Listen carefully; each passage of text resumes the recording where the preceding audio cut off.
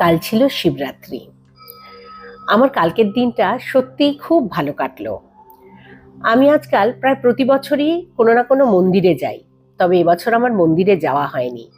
কিন্তু তাই বলে আমার কিন্তু দিনটা একটুও খারাপ কাটলো না, সত্যিই একটা ব্লিসফুল ডে কাটলো আমার কালকে। আমার কাছে ঘরে একটি শিবলিঙ্গ আছে, আমার শাশুড়ি মা আমাকে বহু বছর আগে দিয়েছিলেন। আমি সেই শিবলিঙ্গে প্রতি বছরই জল দিই, তার সঙ্গে মন্দিরেও যাই। আমি যা যা নিজে জানি মোটামুটি নিজের মতন করেই পুজো করি, খুব বেশি নিয়ম আমি জানি না।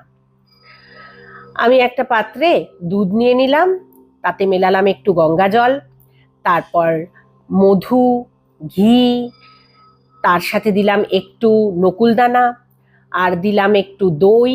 এই সব মিলিয়ে নিয়ে আমি বাবার মাথায় ঢেলে দিলাম। খুব মনোযোগ দিয়ে মনের শান্তিতে ধীরে ধীরে পুজোটা করলাম। পুজো শেষ করে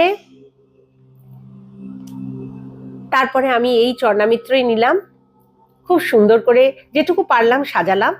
এবার আমি মন্দিরের ওখান থেকে নিয়ে এসেছিলাম একটা বেল আর কিছু ফুল, আর বেলপাতাও পেয়েছিলাম। প্রতিবার ওদিকে না যাওয়া হলে বেলপাতা পাই না, কিন্তু এবার যেহেতু মন্দিরের দিকে গিয়েছিলাম তাই বেলপাতাটাও নিয়ে আসতে পেরেছিলাম। তাই সবকিছু দিয়ে খুব মনের মতো করেই পুজোটা হলো। তারপর বিকেল বেলায় আবার চলে গেছিলাম বিকে শিবানীর কনফারেন্স অ্যাটেন্ড করতে। উনি এখানে এসেছেন, আর উনি 2 দিন যাবত একটি কনফারেন্স করেছেন।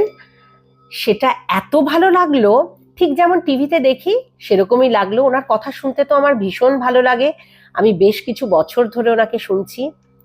সেইভাবেই দিনটা খুব ভালো কাটালাম। আর সকালে গিয়েছিলাম একটু আমাদের কৃষ্ণ মন্দিরে, সেখানের ভিডিও একটু শেয়ার করলাম। তবে আজ চলি, টাটা।